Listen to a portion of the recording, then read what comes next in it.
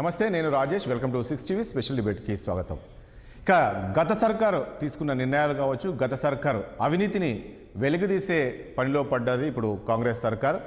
ఇక మనం చూసాం, అసెంబ్లీ సమావేశాలు ఏర్పాటు చేసిన సమయంలో ఏదైతే విద్యుత్ కొనుగోళ్లకు సంబంధించి, అదేవిధంగా కాళేశ్వరం ప్రాజెక్టుకు సంబంధించిన శ్వేతపత్రం కూడా విడుదల చేశారు. గత ప్రభుత్వం తీసుకున్న నిర్ణయాలు, ఆ యొక్క విద్యుత్ కొనుగోలులో ఎలాంటి అవినీతి జరిగిందనే దానిపైన కూడా సిట్టింగ్ జడ్జితో విచారణకు ఆదేశించింది ఈ ప్రభుత్వం. ఇక కాళేశ్వరం ప్రాజెక్టుకి సంబంధించి కూడా ఇప్పటికే ఇటు విజిలెన్స్ అధికారులు కూడా విచారణ చేపట్టారు.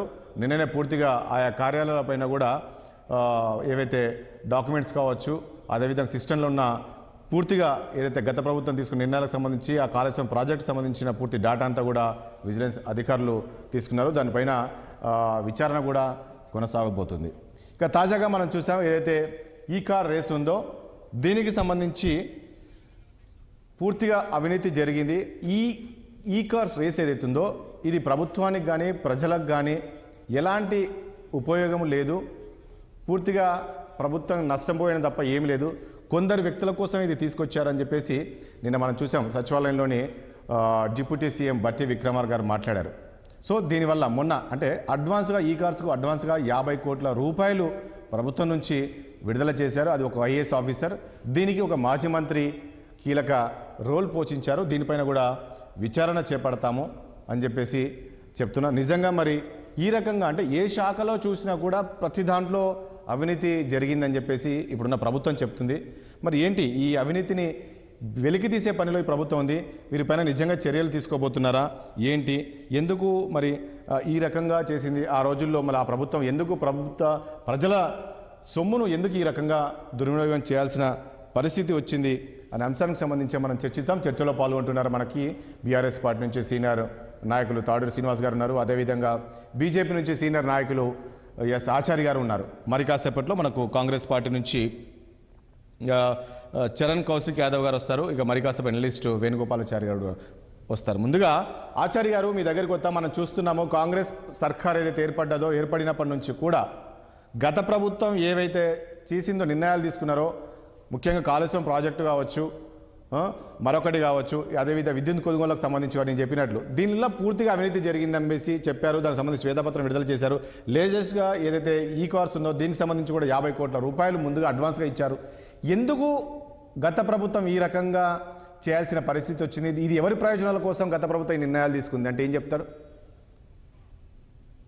గత ప్రభుత్వము ముఖ్యమంత్రి గారు మూడోసారి మళ్ళీ టిఆర్ఎస్ అధికారంలోకి వస్తుంది, మా చీకటి రహస్యాలు బయటికి రావు, ఈవోలు కూడా బయటికి రావు, ఎలాంటి ఆధారాలు లేనటువంటి వ్యవస్థని వారు గత 10 సంవత్సరాలు నిరాఘాటంగా ఏకఛత్రాధిపత్యంగా ఏదైతే అవినీతిని 10 సంవత్సరాలు కొనసాగించారో, ఇవాళ కాంగ్రెస్ పార్టీ ఈ నెల రోజులలో కొన్ని ఎంక్వైరీలు లేకపోతే సిట్టింగ్ జడ్జి తోటి విచారణ చేసే విషయం కానీ వీళ్ళు ఇవాళ చేస్తున్నటువంటి ప్రక్రియ, ఇది డే టైం మాత్రమే చేస్తే వీళ్ళకి 5 సంవత్సరాలు కూడా సరిపోదు. ఆ 10 సంవత్సరాల అవినీతిని పూర్తిగా బయటికి తీసేటువంటి సమయం. కాబట్టి ఇందులో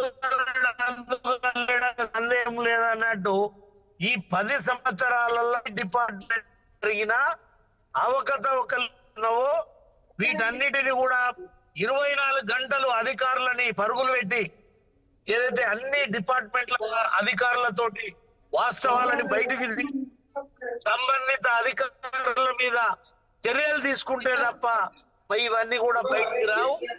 దీంట్లో నిజం లేదనేటువంటిది కాదు. ఎందుకంటే ఇవాళ ముఖ్యమంత్రి ప్రమేయంతో కొన్ని జరిగింటాయి, మంత్రుల ప్రమేయంతో కొన్ని జరిగింటాయి, అధికారులు కూడా అడ్డం పెట్టుకొని వాళ్ళు కొన్ని చేసింటారు. వీటన్నిటిని కూడా బయటికి ఇవ్వాలంటే ఇలా ప్రజలు కాంగ్రెస్ పార్టీకి మ్యాండేట్ ఇచ్చింది. ఈ కాంగ్రెస్ పార్టీ చిత్తశుద్ధితోటి చేస్తే మనం స్వాగతిస్తాం, సంతోషిస్తాం. కానీ ఇవాళ హైకోర్టు సిట్టింగ్ జడ్జి తోటి విచారణ చేయాలని చెప్పడం, ఫైల్ అని ఏదైతే అధికారుల ఆఫీసుల పైన దాడులు చేసి వాటన్నిటిని కూడా రికవరీ చేసుకోవడం, కొంతవరకు సంతోషం అనిపిస్తుంది. కానీ వాటన్నిటిని ఇంకా లోతుగా పరిశీలించింది. దీంట్లో ఇవాళ బిఆర్ఎస్ పార్టీ కూడా నిజాలు తేలితే వాళ్ళకు కూడా మంచిగా ఉంటుంది. ఇలా అవినీతి జరిగిందా లేదా అనేది బయటకు వచ్చినప్పుడు వాళ్ళకు కూడా వాస్తవం తెలుస్తుంది. అంతేగాని ఇవాళ ఇవి జరుగుతున్నాయి, దీన్ని ఇవాళ ఈ ఎంక్వైరీలు కావచ్చు ఇవన్నీ చేసుకుంటూ కాలయాపన చేస్తూ సంక్షేమ పథకాలను అమలు చేయటంలా మళ్ళీ ఇవన్నీ కూడా పెండింగ్ పడ్డాయి. ఇలా రైతు బంధు కావచ్చు, లేకపోతే ఇండ్ల విషయం కావచ్చు, ఇతరత్ర లబ్ధిదారులకు రేషన్ కార్డు, ఇవన్నీ కూడా ఏవైతే ఈ మధ్యలో అప్లికేషన్స్ తీసుకున్నారో వాటి మీద కూడా స్పెషల్ ఆఫీసర్స్ పెట్టి ఓకే చారి గారు మళ్ళీ వస్తాను మీ దగ్గరికి. చారి గారు ఒక్క నిమిషం. చారి గారు ప్లీజ్, ఆచార్య గారు మళ్ళీ వస్తాను మీ దగ్గరికి, సిగ్నల్ ప్రాబ్లం ఉన్నట్టుంది. ఎస్ తాడు శ్రీనివాస్ గారు నమస్తే అండి. ఒకటి, రాష్ట్ర ప్రజలకు శ్రీరామ రక్ష కేసీఆర్ అని చెప్పేసి మీరు పదే చెప్పారు. సో ఈరోజు మనం చూస్తున్నాము, ఏ శాఖ చూసుకున్నా, ఏ శాఖ తీసినా కూడా ప్రతి శాఖలో అవినీతి జరిగిందని చెప్పేసి ఈరోజు ఈ ప్రభుత్వం చెప్తుంది. ఈ రకంగా రాష్ట్రాన్ని అప్పులపాలు చేశారు కేసీఆర్ అని చెప్పేసి చెప్తూ ఉన్నారు. ఏం చెప్తారు దీనికి మీరు? ఈ ప్రభుత్వం చెప్తుంది అంటే వారెవరు ఏదో దేవలోకం నుంచి దిగి వచ్చిన వాళ్ళు కాదు కదా, కాంగ్రెస్ పార్టీ నాయకులు. కాంగ్రెస్ పార్టీ నాయకులకు మొదటి నుండి కూడా అవే అబద్ధాలు ప్రజలలో చెప్పి ఏదో జరిగిపోయింది అని చెప్పి రావడం జరిగింది. సో అదే రకంగా ప్రజలకు కొన్ని భ్రమలు కల్పించి రావడం జరిగింది. ఆ భ్రమలను నెరవేర్చడానికి, అవి చేయడానికి చాలా ఇబ్బందులు అపసోపాలు పడతా ఉన్నారు. అది మరి వారికి చెయ్యరాకనా, లేకపోతే ప్రభుత్వం పరిపాలన కొంత మేరకు వారికి పట్టు చిక్కకపోవడమా, లేకపోతే అసలు ఏంటి ఫైనాన్షియల్ స్టేటస్ మీద తెలియకుండా 6 హామీలు ఇవ్వడమా, ఈ హామీల జల్లు గురిపించి ఈరోజు వారు దడుస్తూ ఉన్నారు. సో ఇవి అమలు చేయడానికి ఇబ్బందికరంగా ఉన్నప్పుడు ఏంటంటే రాజకీయంగా జనరల్ గా ఒక తెలివి ఉపయోగిస్తారు. ఏంటి అంటే, మనం చేయలేనప్పుడు ప్రజలకి ఎదుటి వాళ్ళ మీద నిందలు నొప్పుతూ కాలయాపన చేస్తూ కొంతకాలం వెసులుబాటు తీసుకోవాలనే ప్రయత్నం జరుగుతుంది. అది ఇప్పుడు కరెక్ట్ గా కాంగ్రెస్ పార్టీ చేస్తుంది అనుకోవాలి, ప్రభుత్వం అనుకునే కంటే కూడా.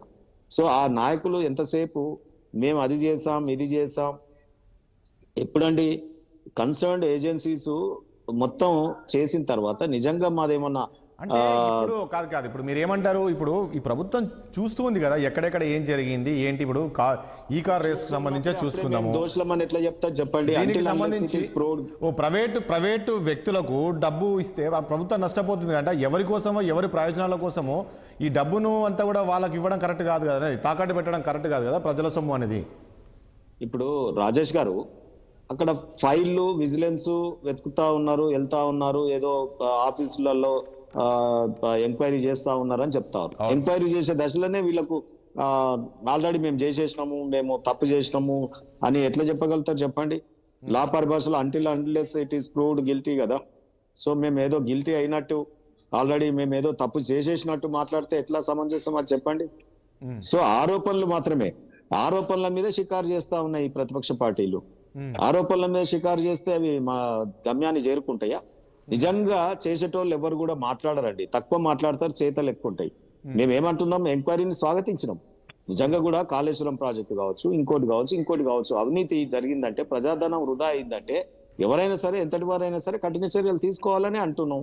మేము స్వాగతించిన తర్వాత దీంట్లో చర్చ ఏముంది? రాజకీయ పార్టీలుగా ఆ ఏజెన్సీస్ చేస్తాయి, ఏదన్నా ఉంటే ప్రూవ్ చేయండి. ప్రూవ్ చేసిన తర్వాత అంటే ఈ కార్స్ రేసింగ్ సంబంధించి అది రాష్ట్ర ప్రభుత్వానికి కానీ రాష్ట్ర ప్రజలకు కానీ ఎలాంటి ఉపయోగం లేదు, ఎందుకోసం చేశారు ఇదని చెప్పేసి నేను క్వశ్చన్ చేశారండి deputy CM. Pride of Telangana వాళ్ళకి ఏం తెలుసు అండి?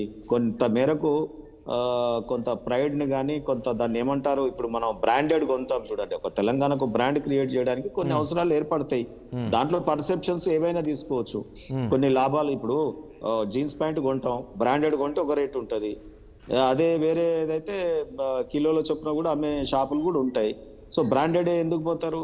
డబ్బులు ఎందుకు? అదే పని చేస్తారు కదా, అదే ప్యాంటు అదే షర్ట్ కదా. సో అట్లనే షూస్ కానీ ఏది కానీ.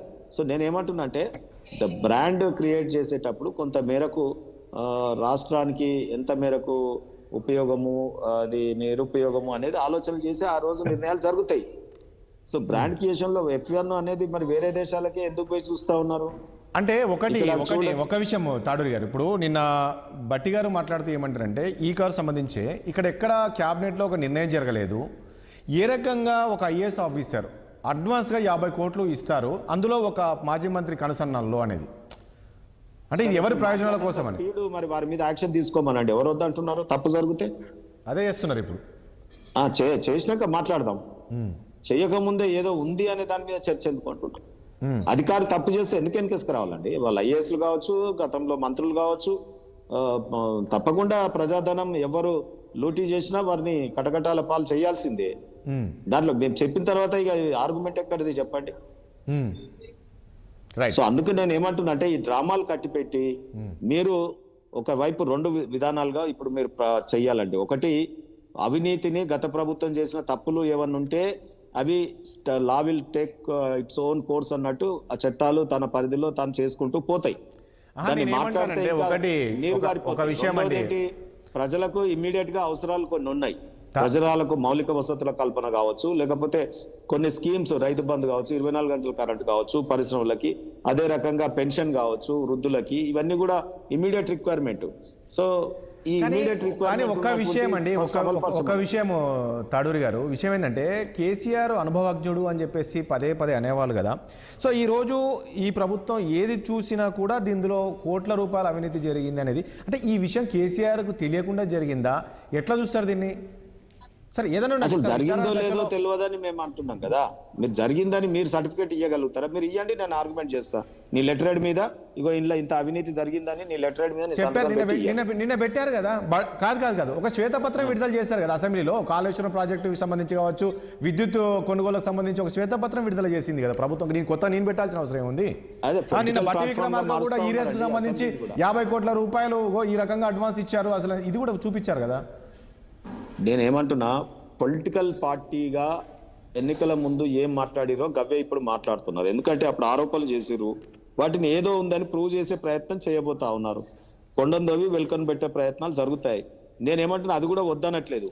ఇప్పుడు 2 ముఖాలుగా వెళ్ళాలి. ఒకటి, ఓన్లీ మా మీద నిందలు మోపుతూ ఏమో జరిగింది, ఇన్లేమో జరిగింది అని చూపిస్తూ కాలయాపన చేస్తారా? ఒకవైపు పరిపాలనని సాగిస్తారా? పరిపాలన సాగిస్తూనే ఈ ఎంక్వైరీలు చేయండి అని చెప్తున్నాం మేము. మేము ప్రతిపక్షంగా ఇప్పుడు మేము చేయాల్సింది ఏంటి? కింద రైతులు మాకు చెప్తున్నప్పుడు మాకు తెలుస్తున్నది, వృద్ధులు పెన్షన్ గురించి మాట్లాడుకుంటున్నది. సో ఈ రకంగా అనేక విషయాలు మీద ప్రజలు చర్చించుకుంటున్న విషయాలను ప్రభుత్వం దృష్టికి ప్లీజ్ ఒక నిమిషం కాంగ్రెస్ నుంచి మనకు చరణ్ కౌశిక్ యాదవ్. ఏంటి చరణ్ గారు, ఏంటి అసలు ఇప్పుడు అంటే మీరు ఇప్పుడు ఏం చెప్తున్నారంటే, మీరు ఇచ్చిన హామీలు ఉన్నాయి, 6 గ్యారెంటీలు ఉన్నాయి, ఇవి ప్రజలకు మీరు ఎట్లా చేస్తారు ఏంటి అమలు అనేది చూడకుండా గత ప్రభుత్వం ఆ తప్పు చేసింది ఈ తప్పు చేసింది అని చెప్పేసి మీరు ఈ పని మీదే ఉంటారా? ఇప్పుడు గత ప్రభుత్వాన్ని అవినీతిని తోడాలంటే ఈ 5 ఏళ్ళు సరిపోదంటున్నారు. గత ప్రభుత్వంలో చాలా తప్పులు చేసినట్టు అదే చెప్తున్నారు ఎవరు మరి. ఇప్పుడు 6 గ్యారెంటీలకు సంబంధించి ఆల్రెడీ మేము 2 గ్యారెంటీలు అమలు చేస్తా ఉన్నాం. ఈరోజే గవర్నర్ గారు టీఎస్పీఎస్ సంబంధించి చైర్మన్ గారు మెంబర్లు కూడా ఆమోదించారు. తక్షణమే టీఎస్పీఎస్ నెంబర్లను చైర్మన్ నియమించిన తర్వాత 2 లక్షలకు సంబంధించి నోటిఫికేషన్ ఇస్తానని ఆల్రెడీ ప్రభుత్వం ఈ సంవత్సరం ఈ 24 డిసెంబర్లోనే పూర్తి చేస్తానని చెప్పడం జరిగింది. అంటే కాంగ్రెస్ ప్రభుత్వం చాలా స్పష్టంగా మేము ఏదైతే చెప్పినామో దాని ప్రకారం ముందుకు పోతా ఉన్నాం. దానిలో భాగంగా తెలంగాణ రాష్ట్రంలో కాంగ్రెస్ ప్రభుత్వం వస్తే అంధకారంలో పోతుందని చెప్పారు టీఆర్ఎస్ పార్టీ నాయకులు. కానీ మేము తెలంగాణ రాష్ట్ర కాంగ్రెస్ పార్టీ అధికారంలోకి వచ్చి 1 month అవుతా ఉంది. ఇప్పటికే పెద్ద ఎత్తున తెలంగాణ రాష్ట్రంలో పెద్ద సమస్యలు వస్తూ ఉన్నాయి. అన్ని సమస్యలతో మాట్లాడుతూ ఉన్నారు. ఈ నెలలోనే విదేశీ టూర్ కూడా ఉంది. ముఖ్యమంత్రి గారు, అదేవిధంగా మంత్రివర్యులు, అదేవిధంగా అధికారులందరూ కూడా విదేశాలకు పోయి తెలంగాణ రాష్ట్రంలో పెట్టుబడులకు సంబంధించినటువంటి దాని గురించి కూడా పోతా ఉన్నారు. అంటే కాంగ్రెస్ ప్రభుత్వం మంచి పనులు చేస్తూ ఉంటే ఓర్వలేక టీఆర్ఎస్ పార్టీ నాయకులు ఎంతసేపు 6 గ్యారెంటీల మీద లేదు కాంగ్రెస్ పార్టీ అంటే 420 అని చెప్పే ప్రయత్నం వారు చేస్తూ ఉన్నారు. మీరు పెద్ద ఎత్తున కాళేశ్వరంలో అవినీతి జరిగింది కాబట్టి మీరు కట్టినటువంటి తుమ్మిరెడ్డి కావచ్చు, మెడిగడ్డ కావచ్చు, అన్నారం కావచ్చు, ఈ 3 ప్రాజెక్టులకు సంబంధించినటువంటి ఇప్పుడు బిజినెస్ దాడులు జరుగుతూ ఉన్నాయి. మీరు ఆనాడు ప్రాజెక్టు మేము గతంలో శ్రీపాద ఎల్లంపల్లి 33,000 కోట్ల రూపాయలతో ప్రారంభమైన ప్రాజెక్టు దాదాపు అప్పటికే పూర్తయింది 50%. మీరు తుమ్మిరెడ్డి దగ్గర కట్టి ఉంటే దాదాపు 55,000 కోట్లలో కంప్లీట్ అయ్యేది. మీరు 151,000 కోట్ల రూపాయలతో ప్రాజెక్టు ప్రారంభించి 102,000 కోట్ల రూపాయలు ఖర్చు పెట్టి దాని ద్వారా ఈ తెలంగాణ రాష్ట్రంలో 12 లక్షల ఎకరాలు మాత్రమే పారిందని చెప్పేసి మొన్న విజిలెన్స్ మొన్న పవర్ ప్లాంట్ పెట్టేసి చాలా స్పష్టంగా ఎంతసేపు 1 కోటి ఎకరాలు ఇచ్చినాం, 50 లక్షల ఎకరాలు ఇచ్చినాం, తెలంగాణ రాష్ట్రం మేము వచ్చిన తర్వాత ధాన్యాగారం అయింది, మేము వచ్చిన తర్వాత పెద్ద ఎత్తున కాలువల ద్వారా నీళ్ళు అందించిన చెప్పే ప్రయత్నం వారు చేశారు. మొన్న పవర్ ప్లాంట్ చేసిన తర్వాత ఏమంటుండే మీరు ఇచ్చిన గ్యారెంటీలు, మీరు ఇచ్చిన హామీలు అమలు చేయకుండా గత ప్రభుత్వం పైన మీరు పడితే అంటే మీరు ఇవి మర్చిపోవాలనే విధంగా మీరు గత ప్రభుత్వ అవినీతి పని మీదనే ఉన్నారు అనేది. ఇది కాదు కదా కావాల్సింది. ఇప్పుడు గత ప్రభుత్వం చేసిన తప్పులకి ఈరోజు మీకు అధికారం ఇచ్చారు, మీరు చేయాల్సింది ఏంటి? ప్రజలకు మీరు ఏం హామీలు ఇచ్చినా అవే అమలు చేయాలి తప్ప దీనిపైనే పడ్డారనేది కదా వాళ్ళు అంటుంది. మేము ప్రజలకు ఇచ్చినటువంటి హామీల విషయంలో ముందు పనిచేస్తూనే 18 గంటల పాటు కష్టపడతా ఉన్నాం. మా అధికారులు, అదే మా మంత్రులు, మా ముఖ్యమంత్రి గారు 18 గంటల పాటు టైం ఇస్తూ సెక్రటరీలో పెట్టుబడిదారులను ఆకర్షించే ప్రయత్నం, అదే కాకుండా పక్క రాష్ట్రాల నుంచి ఎవరైతే పెట్టుబడి వస్తానని చెప్తే వారిని కలిసే ప్రయత్నం, అదేగా ప్రతిపక్ష పార్టీలను, ఎమ్మెల్యేలను, అదేవిధంగా ప్రజా సంఘాలను కలుస్తూ తెలంగాణ రాష్ట్రంలో ఈ పరిస్థితి నుంచి ఏ విధంగా ముందుకు పోవాలనే ప్రయత్నంలో భాగంగా పెద్ద ఎత్తున రివ్యూలు జరుగుతూ ఉన్నాయి. ఆల్రెడీ మేము శ్వేతపత్రం రిలీజ్ చేసినాం. నిన్న చూసిరు మీరు. అంటే ఇప్పుడు ఈ కార్స్ రేసింగ్ అది ఉంది కదా, అది తప్పంటారా? అది చేయడం గత ప్రభుత్వం తీసుకుంది, ఎందుకంటే అది ఒక ఇమేజ్ కదా, రాష్ట్ర హైదరాబాద్కి ఒక ఇమేజ్ వస్తుంది అని చెప్పి వాళ్ళు నిర్ణయం తీసుకున్నారు. అంటే అది దీన్ని తప్పడతారా? ఇమేజ్ అంటే హైదరాబాద్లో కార్ రేసింగ్ చేసిన ఇమేజింగా మీరు ఎంతైతే మేము చూసినాం ఆ సందర్భంగా 3 గంటల పాటు హైదరాబాద్లో ప్రజలంతా ఇబ్బంది పడరు. ఒక జూబ్లీస్ పోవాలంటే హిమాయత్ నగర్ నుంచి జూబ్లీస్ పోవాలంటే 3 గంటల పాటు పట్టింది. అదే కాకుండా మీరు చూసి అరవింద్ కుమార్ గారు రాష్ట్ర ప్రభుత్వ క్యాబినెట్ అనుమతి లేకుండా, ఎలక్షన్ కమిషన్ అనుమతి లేకుండా 54 కోట్ల రూపాయలు రాష్ట్ర ప్రభుత్వం నుంచి చెల్లించారు. 10 కోట్ల రూపాయలు ఓన్లీ ఇన్కమ్ ట్యాక్స్కే కట్టిరు. మీరు చూసి గ్రీన్ ప్రోకో సంస్థ సంబంధించినటువంటి వాళ్ళు గతంలో దాదాపు 150 కోట్లు ఖర్చు పెట్టారు. 30 కోట్ల రూపాయలేమో తర్వాత రేసింగ్ సంబంధించినటువంటి ఆ సంస్థ ఇచ్చింది, 20 కోట్ల రూపాయలు హెచ్ఎండే ఇచ్చింది. ఇప్పుడు ఏకంగా 54 కోట్ల రూపాయలు ఆ గ్రీన్ ప్రోకో సంస్థ ప్లేస్లో మనమే ఎంటర్ అయ్యి ఎలాంటి మంత్రివర్గ అనుమతి లేకుండా, రాష్ట్ర ప్రభుత్వం అనుమతి లేకుండా ఒక అధికారే 54 కోట్ల రూపాయలు దీని వెనక ఎవరు ఉన్నారనుకుంటున్నా? ఎవరు మాజీ మంత్రి ఉన్నారంటున్నారు, నిజమేనా? అది వాస్తవేనా? ఇప్పుడు అదే కదా జరుగుతూ ఉంది. దీని విషయంలో ఆల్రెడీ సోకాజ్ నోటీస్ ఇవ్వడం జరిగింది. వారం రోజుల పాటు గడువిచ్చారు. చట్టం ప్రకారం చర్యలు ఖచ్చితంగా తీసుకుంటాం. మేము చెప్పిన ప్రతి గ్యారెంటీని తూచా తప్పకుండా ఖచ్చితంగా అమలు చేసే దాంట్లో కాంగ్రెస్ ప్రభుత్వం ఎప్పుడు వెనుకకపోదు. ఖచ్చితంగా ఈ తెలంగాణ రాష్ట్రంలో ఆర్థిక వ్యవస్థను ఈ సంక్షోభం నుంచి గట్టెక్కించేది కాంగ్రెస్ ప్రభుత్వం చెప్పి ప్రజలంతా నమ్ముతా ఉన్నారు. దానిలో భాగంగా కాంగ్రెస్ పార్టీ ప్రజాప్రభుత్వం కాబట్టి ప్రజలు ఏదనుకుంటే అది చేయడానికి మేము సిద్ధంగా ఉన్నాం. ప్రతిపక్షాల సలహాలు తీసుకోవడం సిద్ధంగా ఉన్నాం కాబట్టి ప్రతిపక్షాలను అసెంబ్లీలో గొంతు నొక్కకుండా వారికి టైం ఇచ్చి మాట్లాడించినాం. ఇప్పుడు కూడా ప్రతిపక్ష పార్టీలకు సంబంధించినటువంటి నాయకులు సెక్రటరీకి వస్తే ముఖ్యమంత్రి గారు కలుస్తూ ఉన్నారు. ఈ నెల తర్వాత 4 గంటల నుంచి 6 గంటల 2 గంటల పాటు తెలంగాణ రాష్ట్రంలో ఉన్నటువంటి ప్రజాప్రతినిధులు కావచ్చు, మాజీ ప్రజాప్రతినిధులు టైం ఇస్తానని చెప్పేసి ముఖ్యమంత్రి గారు చాలా స్పష్టంగా చెప్పారు. ఇప్పుడు ఏంటంటే బీఆర్ఎస్ పార్టీకి ఎలక్షన్లు వస్తున్నాయి, పార్లమెంట్ ఎలక్షన్లు. ఏ విధంగా పార్లమెంట్ ఎలక్షన్లో సీట్లు గెలవాలా, ఈ గెలిచిన సీట్లను ఏ విధంగా తర్వాత బేరం పెట్టుకునే దానిలో భాగంగా వారు ముందుకు పోతా ఉన్నారు. ఇప్పుడు ఆంధ్ర రాష్ట్రంలోనే బీఆర్ఎస్ పార్టీ పోటీ చేయాలంట, మహారాష్ట్రలో పోటీ చేస్తాడ, తెలంగాణలో పోటీ చేస్తాడ. మరి ఆంధ్ర రాష్ట్రంలో బీఆర్ఎస్ పార్టీకి ఒక అధ్యక్షుడు ఉన్నాడు, మహారాష్ట్రకి అధ్యక్షుడు లేడు, బీఆర్ఎస్ పార్టీకి ఇన్ఛార్జి మాత్రం ఉండవు. బీఆర్ఎస్ పార్టీ మహారాష్ట్రలో పోటీ చేసి కాంగ్రెస్ పార్టీ ఓట్లను తీసి భారతీయ జనతా పార్టీ మేలు చేసే దానిలో భాగంగా మహారాష్ట్రలో పోటీ చేస్తూ ఉంది. ఆంధ్రప్రదేశ్లో పోటీ చేయకుండా జగన్మోహన్ రెడ్డి గారికి మేలు చేసే ప్రయత్నం అక్కడ చేస్తూ ఉన్నారు. చాలా స్పష్టంగా కనపడతా ఉంది. ఎంతసేపు ఓటు బ్యాంక్ రాజకీయాల కోసం బీఆర్ఎస్ పార్టీ ఎంతసేపు ఓట్లు సీట్లు అనేది వాళ్ళ ముఖ్య ఉద్దేశం. మాకు ప్రజా శ్రేయస్ అనేది మాకు ముఖ్యం కాబట్టి దానిలో భాగంగా గత ప్రభుత్వం చేసిన తప్పుల విషయంలో ప్రజలకు జవాబుదారీగా ఉండాలని చెప్పి వేణుగోపాల్ రెడ్డి గారు ఏంటి ఎపిసోడ్ అంతా చూస్తుంటే ఏమనిపిస్తుంది? మనం చూస్తున్నాం కాంగ్రెస్ పార్టీ ఏదైతే అధికారం చేపట్టిందో ఆ రోజు నుంచి కూడా ప్రతిదానిపైన రివ్యూ నిర్వహిస్తున్నారు. రివ్యూ నిర్వహించినప్పుడల్లా ఇవి బయటికి వస్తున్నాయి. నిజంగా గత ప్రభుత్వం నిజంగా అవినీతి జరిగిందంటారా? మనమే అంటున్నాం కేసీఆర్ అనుభవాజ్ఞుడు అని చెప్పేసి అనుకున్నాం. తెలంగాణకు శ్రీరామ రక్ష కేసీఆర్ అని చెప్పేసి మీరు పదే పదే అన్నారు. ఈరోజు చూస్తే మొత్తం రాష్ట్రాన్ని అప్లపాలు చేశారు.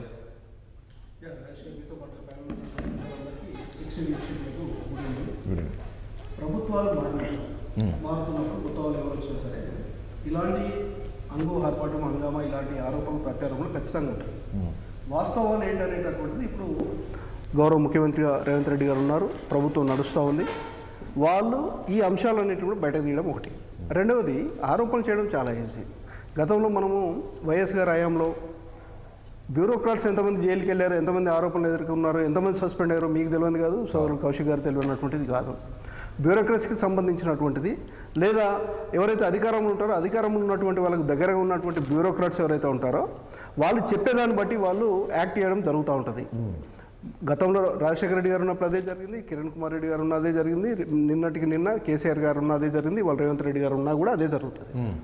కొన్ని ఎలా ఉంటాయంటే అక్కడ ఉన్నటువంటి పరిస్థితులను బట్టి, మౌఖిక ఆదేశాలను బట్టి, క్యాబినెట్ సబ్ కమిటీకి సంబంధించినటువంటిది, క్యాబినెట్ ఆమోదానికి సంబంధించినటువంటిది కానీ అక్కడ ఉన్నటువంటి సిచ్యువేషన్ బట్టి వాళ్ళు ఆదేశాలు ఇస్తూ ఉంటారు. తర్వాత ఏం చేస్తూ ఉంటారంటే అప్పటికప్పుడు నిర్ణయం తీసుకోలేకపోయినప్పుడు నెక్స్ట్ జరిగే క్యాబినెట్లో వాటిని రాటిఫై చేస్తాం.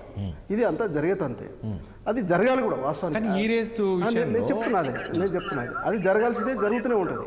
విషయం ఏంటంటే అందులో అవినీతి ఏమైనా జరిగిందా, వ్యక్తిగతమైనటువంటి అవసరాల కోసం వాళ్ళు ఏమైనా ప్రయత్నం చేశారా, వ్యక్తిగత ప్రయోజనాల కోసం ఏమైనా ప్రయత్నం చేశారా అనేటటువంటి బయటకు దిగారు.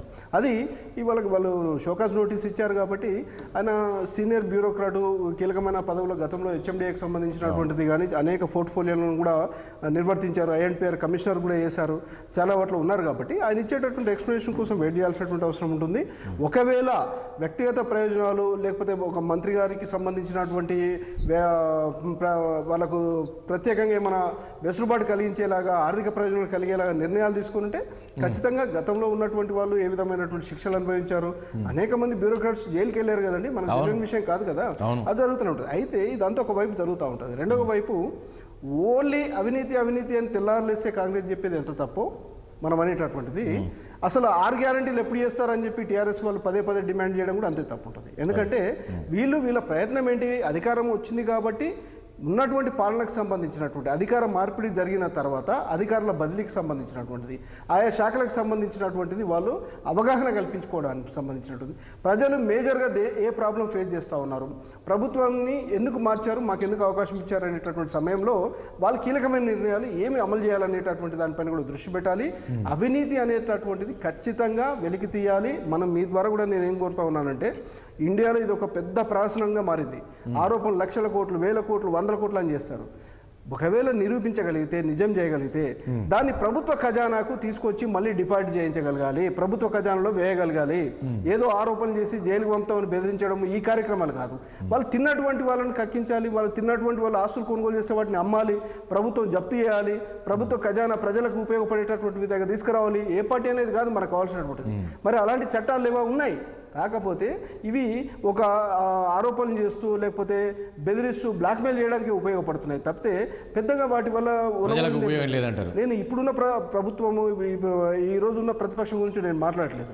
భారతదేశంలో కేంద్రంలో జాతీయ స్థాయిలో పనిచేసినటువంటి ప్రభుత్వాలకు సంబంధించినటువంటిది కానీ అనేక రాష్ట్రాలకు సంబంధించినటువంటిది కానీ ఒక 2-3 పెద్ద నాయకులు తప్పితే జైలుకి వెళ్ళి చెప్పకూడదు తిన్నటువంటి వాళ్ళు కూడా మనకు పెద్దగా ఏం కనిపిస్తున్నారండి, శిక్షలు పడ్డటువంటి. ఒకటి ఇప్పుడు ఈవెన్ ఈ ప్రభుత్వం ఏర్పడింది కదా, వీళ్ళకు కాస్త సమయం ఇవ్వాలి నాకు తెలిసి. దేవన్ నుంచే కేటీఆర్ కావచ్చు, హరీష్ రావు కావచ్చు ఈ రకం ఆరోపణలు చేస్తుంటే 2 ఇయర్లు వాళ్ళు ఎందుకు ఈ రకంగా ప్రభుత్వం పైన ఆరోపణలు చేస్తున్నారు, ఇంకా మీరు అమలు చేయాలి, హామీలు అమలు చేయాలి వాళ్ళు ఎట్లా చెప్పారు కదా. నేను మళ్ళీ రీట్రేట్ చేస్తున్నాను. నేను ఏం చెప్తున్నానంటే వచ్చిన వెంటనే 6 గ్యారెంటీలు ఏమని అడగడము ఎంతవరకు అది తప్పిదం అవుతుందని చెప్తూనే నేను ఇందాకనే ప్రస్తావించాను. వీళ్ళు విచారణ అనేది కూడా తప్పని చెప్పాను. రెండవది ఇప్పుడు మీ ద్వారా చెప్తున్నది ఏంటంటే ఇక్కడ మనము రేవంత్ రెడ్డి గారు నాడు పిసిసి అధ్యక్షుడిగా, ముఖ్యమంత్రిగా కానీ ప్రభుత్వంగా కాదు, పిసిసి అధ్యక్షుడిగా 9వ తారీఖు మేము అధికారంలోకి వచ్చి ఇవి చేయబోతున్నాం అని చెప్పి 4-5 అంశాలను పదే 9వ తేదీన మేము సంతకం చేయబోతున్నామని ప్రస్తావించారు. కాబట్టి వాటికి సంబంధించి రుణమాఫీకి సంబంధించినటువంటిది కానీ ఇతర అంశాలు ఇప్పుడు 2 లక్షల ఉద్యోగ ఖాళీలకు సంబంధించింది కానీ పదే 9వ తేదీ అని చెప్పడం వల్ల వస్తున్నటువంటి ఇది జరిగింది తప్పితే ఎవరున్నా అండి ఈరోజు ఆ రోజు కక్ష సాధింపు చర్యలకు దిగుతుంది కాంగ్రెస్ అనేది ఈరోజు బీఆర్ఎస్ శ్రేణులు చెప్తున్నారు. ఆ పరిస్థితి ఉందంటారా? కక్ష సాధింపు అనేది ఏముంటుంది అందులో? ఇప్పుడు వీళ్ళు విచారణ కమిటీలు వేస్తారు, లేకపోతే మంత్రివర్గ ఉపసంఘాలు వేస్తారు, లేకపోతే ఇప్పుడు విజిలెన్స్ దాడులు చేస్తారు. ఏది చేసినా అక్కడ తప్పిదం జరగలేదు అని తేలితే కక్ష సాధించేటటువంటిది ఏమి ఉండదు. ఒకవేళ నిజంగానే అక్కడ జరిగింది, వాళ్ళు ఎవరైతే అవినీతికి పాల్పడతారో వాళ్ళు లోపలికి వెళ్ళడము, బదనం కావడము జరుగుతుంది.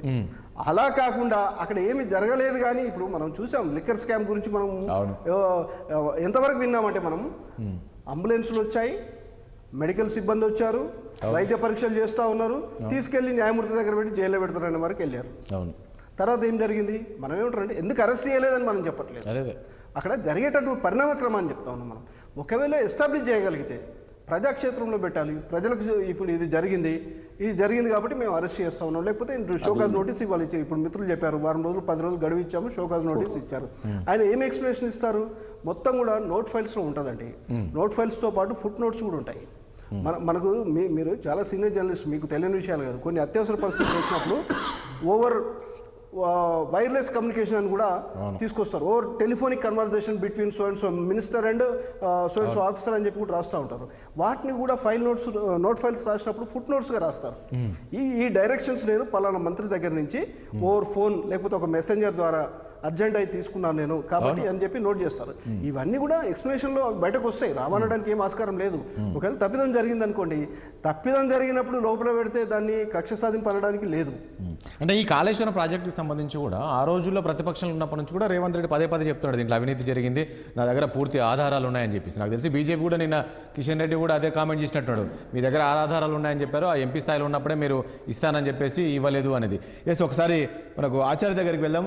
ఎస్ ఆచార్య గారు. కాంగ్రెస్ పార్టీ ప్రజలు ఎందుకు గెలిపించారంటే రెండు విషయాలు. ఒకటి, బిఆర్ఎస్ పార్టీ అవినీతిని, బిఆర్ఎస్ పార్టీ చేసినటువంటి అక్రమాలని మేము వెలికి తీస్తాం, బీజేపీ బిఆర్ఎస్ రెండు ఒకటైనే అని చెప్పి ప్రజలకు చెప్పడం, దాన్ని ప్రజలు నమ్మడం, కాంగ్రెస్ పార్టీకి అధికారంలోకి రావడం. ఇది ముఖ్యంగా ఈ అంశం ఒకటి. రెండవది, 6 ఏదైతే గ్యారంటీల విషయంలో కూడా ప్రజలు మాకు కాంగ్రెస్ పార్టీ వస్తే ఈ 6 గ్యారంటీలు వస్తాయనే ఈ 2 అంశాల మీదనే ప్రభుత్వం పోవడం, ప్రభుత్వం రావడం జరిగింది. కాబట్టి కాంగ్రెస్ పార్టీ పైన గత బిఆర్ఎస్ ప్రభుత్వ అవినీతిని బయటికి దివ్వాలి, దోషులని అరెస్ట్ చేయాలి, ఎంతటి వారినైనా కూడా వాళ్ళ మీద కేసులు బుక్ చేసి. అవినీతి జరిగిందని నమ్ముతున్నారా మీరు కూడా? ఇప్పుడు మేము నమ్మడం ఎందుకంటే మేము పదే ఈ రాష్ట్రంలో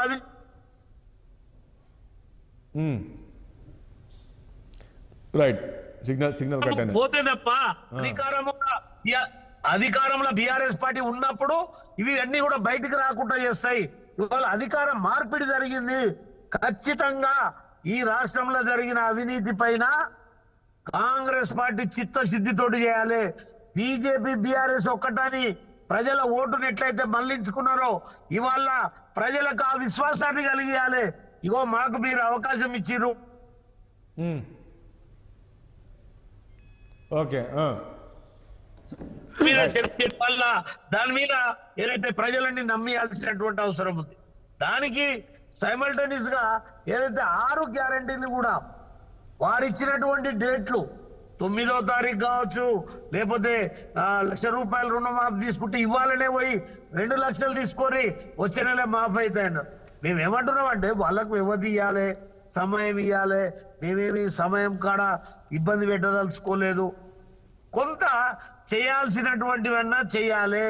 రైతు బంధు ఇవ్వాల్సినటువంటిది ఇవ్వాలి, లేకపోతే ఇతరత్రవి ఏవైతే ప్రజలకు చేయాలో అవి చేసే ప్రయత్నం చేస్తున్నట్టు కొంత ఉన్నది.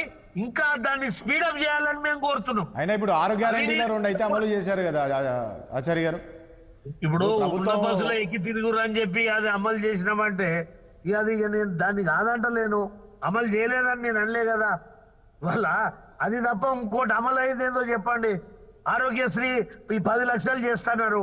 అది ఎక్కడన్నా ఈ రాష్ట్రంలో ఒక్కరికి 10 లక్షలు ఏ హాస్పిటల్లోనన్నా ఇవాళ అది శాంక్షన్ అయ్యి వాళ్ళకు మేలు జరిగిందో ఒక్కటి చెప్పమని చెప్పండి. 10 లక్షలు ఆరోగ్యశ్రీ విషయంలో. కాబట్టి నేనేం దాని మీద చర్చ చేయదలుచుకోలే. వాళ్ళు ప్రయత్నం చేస్తున్నారు. ఈ 2 ఏదైతే చెప్పినరో ఇది కాదు, ఇంకా చాలా ఉన్నాయి, ముఖ్యమైనవి ఉన్నాయి. ముఖ్యమైన వాళ్ళ సిలిండర్ 500కి ఇస్తున్నారు. ప్రజలు నమ్మిరు. ఇలా కాంగ్రెస్ పార్టీ ఎందుకు గెలిచిందంటే 500 రూపాయలకే సిలిండర్ వస్తుంది, మాకు పేదలకు న్యాయం జరుగుతున్నది అని వాళ్ళు ఓట్లేసారు. వాళ్ళ నిరుద్యోగుల విషయంలో, ఉద్యోగాల కల్పన విషయంలో, నిరుద్యోగ భృతి విషయంలో, ఇలా మహిళలకు 2,500 ఇవ్వటం, ఇవన్నీ పెండింగ్ ఉన్నాయి కదా. ఇళ్ళ విషయం పెండింగ్ ఉన్నాయి. ఎందుకు ఇయ్యలేదు అప్పుడే అంటే నేనేమన్నాను. అది కాలక్రమేణంగా సమయం తీసుకొని న్యాయబద్ధంగా చట్టబద్ధంగా ఎవరైతే పేదవాళ్ళు ఉన్నారో వాళ్ళకి ఇవ్వాలి. ఇవాళ నేను ఏమంటున్నానంటే ఇవాళ మన తాడూరు శ్రీనివాస్ గారు కూడా న్యాయం జరగాలి, అవినీతి బయటకు రావాలి. మీరు కూడా ఆచార్య గారు మీరు కూడా గతంలో చాలా సార్లు చెప్పారు కదా కాళేశ్వరంలో అవినీతి జరిగింది అని పదే చెప్పారు. సో ఈ రోజు ఈ ప్రభుత్వం ఇలా కాళేశ్వరంలో అవినీతి జరిగింది కాబట్టి కాంగ్రెస్ పార్టీ అధికారంలోకి ప్రజలు అవకాశం ఇచ్చింది కాబట్టి దాని మీద జ్యుడిషియల్ ఎంక్వైరీ చేస్తున్నారు. గతంలోనే ముఖ్యమంత్రి గారు అప్పుడు ఎంపీగా ఉన్నప్పుడు ఆయననేమో సిబిఐ దర్యాప్తు చేయాలన్నాడు. ఇవాళ సిబిఐ దర్యాప్తు చేస్తలేరు. అప్పుడు ఎందుకు సిబిఐ పట్టించుకోలేదంటే మీకు తెలుసు, అక్కడ ఉన్న వాళ్ళందరికీ తెలుసు, సిబిఐ రావాలంటే స్టేట్ గవర్నమెంట్ విల్లింగ్ ఉండాలి. అప్పుడు స్టేట్ గవర్నమెంట్ విల్లింగ్ లేదు. సరే ఇవాళ బీజేపీ బీఆర్ఎస్ ఒకటని మీరు ఏదైతే ప్రజలకు చెప్పారో మీకు డౌట్ ఉందో మీరే ఇవాళ స్పీడప్ గా కాళేశ్వరం మీద. కానీ ఆచార్య గారు ఒక విషయం చెప్పండి. ఇప్పుడు మొన్నటి అసెంబ్లీ ఎన్నికల్లో బీఆర్ఎస్ బీజేపీ ఒకటే అని చెప్పేసి ప్రజల వైపు తీసుకెళ్లారు కాంగ్రెస్ నేతలు. సో ప్రజలు అంతా కూడా కాంగ్రెస్ వైపు ఉన్నారు. సో ఈ రోజు ఈ అవినీతి అంతా కూడా బయటికి తీస్తూ ఉన్నారు. రేపు లోక్సభ ఎన్నికల్లో కూడా మీకు ఇబ్బందికరమైన పరిస్థితులు ఉంటుందా? బీఆర్ఎస్ బీజేపీ ఒకటే ఒక్కటిసారి ఇప్పుడు ఈ రాష్ట్రంలో అవినీతి జరిగితే లోక్సభ ఎన్నికలకు ఏం సంబంధం? ఈ దేశానికి ఎవరు నాయకత్వం వహించాలి, ఎవరు నాయకుడు ఉండాలి, ప్రధానమంత్రి ఎవరు కావాలి? ఈ దేశాన్ని గత 10 సంవత్సరాలుగా ప్రశాంతంగా ఏదైతే దేశాన్ని ముందుకు నడుపుతున్నటువంటి వ్యక్తి ఎవరు, ఏ పార్టీ ప్రజలు చూసి ఓటేస్తారు. ఇక కాళేశ్వరానికి ఇక్కడ ఎంపీకి ఓట్లు వేసేదానికి సంబంధం లేదు. ఏదైతే ఈ రాష్ట్రంలో జరిగిన అవినీతికి అది అసెంబ్లీ ఎన్నికలే తార్కాణం. అంటే ఆచార్య గారు ఒకటి రేపు ఇదే కాంగ్రెస్ శ్రేణులు చెప్తారు కదా, కేంద్రంలో బీజేపీ ఉన్నప్పటికీ కూడా ఇంత అవినీతి జరిగినా కూడా బీజేపీ నేతలు బీఆర్ఎస్ గవర్నమెంట్ ఉన్నప్పుడు కనీసం వెలికి తీయలేకపోయింది, కనీసం ఇవ్వలేకపోయింది. సో వీళ్ళిద్దరు ఒకటే తీసుకెళ్తారు కదా. ఎవరు తీయనీకి రాదు. ఇలా ప్రభుత్వం పోయినాకనే వీళ్ళకి రికార్డులు తోలాడుతున్నారంటే అర్థమైంది. ప్రభుత్వం ఉంటే వీళ్ళు రికార్డు తీసుకొస్తున్నా? కేంద్ర ప్రభుత్వం వచ్చి డైరెక్ట్ అటాక్ చేసి చేయనీకి వస్తుందా? ఇవాళ ప్రజలు వాళ్ళు బాగా ఆలోచన చేసి ఒక నిర్ణయం తీసుకున్నారు. బీజేపీ ఇక్కడ వచ్చితే చేరు అనే వాళ్ళ ప్రజల భావన వచ్చిందో ఏమో, కాంగ్రెస్ వస్తే చేస్తానని అనుకున్నారు. ఇవాళ కాంగ్రెస్ చేయాలా వద్దా? సో ఈ రోజు కాంగ్రెస్ పార్టీ సరైన నిర్ణయమే తీసుకుంటుంది అంటున్నారు మీరు. ఈ రోజు దానికి పూర్తిగా మద్దతు ఇస్తాం. కాంగ్రెస్ పార్టీ చిత్తశుద్ధితోటి ఏదైతే అవినీతి మీద యుద్ధం చేస్తే, అవినీతి మీద ప్రక్షాళన చేస్తే, దాని మీద సరైన విధంగా చర్యలు తీసుకుంటే బీజేపీ ఖచ్చితంగా సహకరిస్తాం. దాంట్లో ఏమాత్రం అనుమానం లేదు. వాళ్ళు సిబిఐ ఎంక్వైరీ కాకుండా సరే ఇంకా ఏ ఎంక్వైరీ చేసి వాళ్ళు ఇవాళ దోషులను పట్టుకుంటారో మేము దాన్ని అభినందిస్తాం. ఎందుకు అభినందిస్తామండి? కాంగ్రెస్ మంచి పని చేస్తే బీజేపీ సమర్థించొద్దా? ఆనాడు బీఆర్ఎస్ కూడా అప్పుడప్పుడు ఏదైనా మంచి పని చేస్తే మేము సమర్థించినాం. తప్పేముంది? అవినీతికి మంచి పనికి సంబంధం కాదు కదా. ఏ శాఖలో అవినీతి జరిగిందో ఇవాళ ఉత్తమ్ కుమార్ రెడ్డి గారు చాలా సీరియస్ గా ప్రయత్నం చేస్తున్నాడు.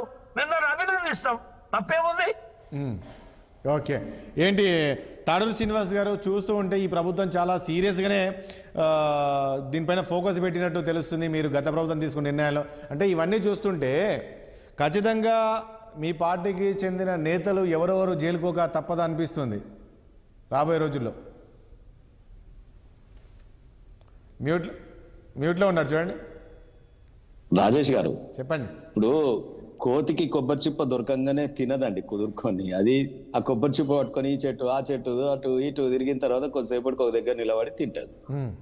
ఇప్పుడు ఎట్లా ఉందంటే కొత్తగా ప్రభుత్వంలోకి వచ్చినారు, ఏదో మమ్మల్ని బదనాం చేసేయాలి, బదనాంకి చెయ్యడానికి చేయాల్సినంత కసరత్తు అంతా చేస్తా ఉన్నారు. ఇప్పుడు తెల్లారి టీవీలు తెరవంగానే ప్రభుత్వం ఏం పని చేస్తుందిరా అంటే గత ప్రభుత్వం చేసిన ఏమన్నా తప్పులు దొరుకుతాయా అని వెతుకుతున్నది అని అంటారు. ఇది యాక్చువల్గా ఉన్నటువంటిది. ఇంకా దాన్ని మీడియా ఇంత మసాలా జోడి చేంజ్ చేస్తారు. అయిపోయింది, ఇలా అవినీతి అయిపోయింది, వాస్తవమే చెప్తున్నా కదా. మీరు భలే ఉన్నారు. అంటే మీరు నాకు అర్థం కాదు, అంటే అక్కడ జరుగుతుందే వాస్తవం చెప్తున్నా కదా రాజేష్ గారు. అదే మీకు మంచిగా చెప్తానేమో మసాలా జోడించాము, ఇట్లా ఇట్లా ఇట్లా చెప్తానేమో మీకు మసాలా జోడించినట్టు మాట్లాడండి. ఒక్క నిమిషం, నేనేమంటున్నా అంటే ఇక్కడ మీరు ఒకటి గమనంలోకి తీసుకోండి. నేను యూట్యూబ్ తమ్నేల్ చూస్తా ఉన్నా. రేపు పొద్దున కటకటాల వెనకకి కేసీఆర్ కేటీఆర్ అని వేస్తారు. దాంట్లో ఇప్పుడు పక్క రాష్ట్రం లీగల్ ప్రాసెస్ తెలుసా? ఇండియాలో జ్యుడిషియల్ సిస్టమ్ ఎట్లా ఉంటుంది? ఫస్ట్ వీళ్ళు ఆరోపణలు చేస్తా ఉన్నారు. ఈ ఆరోపణల మీద మేము చేసిన ఆరోపణలు కరెక్టే అని నిరూపించుకోవడానికి నానా యాతన పడుతున్నారు. ఆ యాతనలో భాగంగా ఈ రోజు అన్ని ఎంక్వైరీ కమిషన్స్ ఎంక్వైరీ చేస్తా ఉన్నాయి. ఆ ఎంక్వైరీలో నిజంగా తేలితే ఒక దేశ పౌరుడిగా నేను ఆహ్వానించిన, ఈ దేశ పౌరుడిగా ప్రజాధనం దుర్వినియోగమైనప్పుడు ఇటువంటి ప్రాజెక్టులలో దేశానికి ఉపయోగపడేటటువంటి ప్రాజెక్టులు కానీ రోడ్లు కానీ ఇటువంటి అవినీతి జరిగినప్పుడు అసలు ఇంకా ముందుకెళ్ళి చెప్తా ఉన్నా, ఎర్రింగ్ అఫీషియల్స్ని వాళ్ళ ఐఏఎస్లు కానీ మా వెనకట మంత్రులుగా ఉండనియండి, ఒట్టి జైలుకు పంపించడం కాదు. ఇంతకుముందు వేనన్న చక్కగా చెప్పినాడు, రికవరీ ప్రొసీజర్ ఉండాలి అండ్ ఎర్రింగ్ అఫీషియల్స్ మీద కూడా చాలా సీరియస్ యాక్షన్ తీసుకోవాలి. పొలిటికల్ నిర్ణయాలు జరుగుతాయి. ఇప్పుడు ఆచార్య గారో లేకపోతే అక్కడ కౌశికో ఏదో పొలిటికల్ సిస్టంలో ఒక పదవిలోకి వస్తారు, కానీ అక్కడ ఎగ్జిక్యూట్ చేసేది ఐఏఎస్లు. మరి వాళ్ళు ఇది కుదరదు సార్, ఇది కుదురుతుంది సార్ అని చెప్పాలి. బలవంత పెడితే దానికి ప్రొసీజర్ కూడా ఉంది, వాళ్ళు ఎట్లా ప్రొటెస్ట్ తెలియజేయచ్చు నోటిఫైల్లో అనేది కూడా ఉంది. సో ఇవన్నీ బిజినెస్ రూల్స్ ఒక విషయం సరే, అదంతా పక్కకు పెడితే ఈ రోజు ప్రజల్లోకి మాత్రము చాలా బలంగా వెళ్ళింది తాడు శ్రీనివాస్ గారు. ఏంటంటే నేను చూస్తున్నాను కదా, చాలా వరకు బయట ఇట్లా తిరుగుతుంటే అరే గత ప్రభుత్వం నిజంగా కేసీఆర్ చాలా బాగా చేశారనుకున్నాం, కానీ ఇంత నా మొత్తం ఇన్ని కోట్లు లాస్ ఎక్కడ చూసినా అవినీతి అని బయటికి అంటే ఈ రకంగా అయితే ప్రజల్లోకి తీసుకువెళ్ళారు. రేపు పార్లమెంట్ ఎన్నికల్లో ఎట్లా మీ వైపు ఉంటారు ప్రజలు? కేటీఆర్ చెప్తున్నారు సరే మొన్న మేము తక్కువ పర్సెంటేజ్తో ఓడిపోయాం, కానీ ఈసారి ఈ లోక్సభ ఎన్నికల్లో మాత్రం మొత్తం మా వైపే ఉంటారంటున్నారు. ఎక్కడ చూసినా, ఏ పార్క్లో చూసినా, ఏ బస్ స్టాప్లో చూసినా, ఎవరితో చర్చించినా కూడా, ఎవరితో కూర్చున్నా కూడా ఈ చర్చనే జరుగుతుంది. ఇప్పుడు అబద్ధం మొత్తం ఊరంతా తిరిగి వచ్చే లోపు నిజం కడప కూడా దాటది అని అంటారు కదా సామెత. అది ఒకనే పెట్టలే కదా పెద్దలు, నిజం మెల్లగా తేలుతుంది. ఇప్పుడు అబద్ధం షికారు చేస్తా ఉన్నాయి అన్న కదా, పుకార్లు షికారు చేస్తున్నాయి. ఆ పుకార్ల అనే నావ మీద వీళ్ళు తిరుగుతా ఉన్నారు. కదా అప్పటికి మీకు నేనేమంటున్నా, ఇప్పుడు మీరు ఉదాహరణకు చూడండి, ఇంతకుముందు ఆచారన్న చెప్పినారు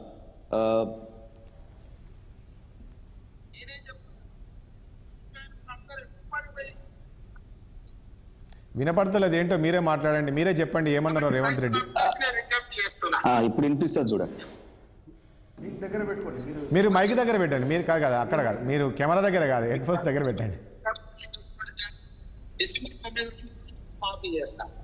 వినిపించిందండి? మీరు మాట్లాడండి, వినపడతలేదు.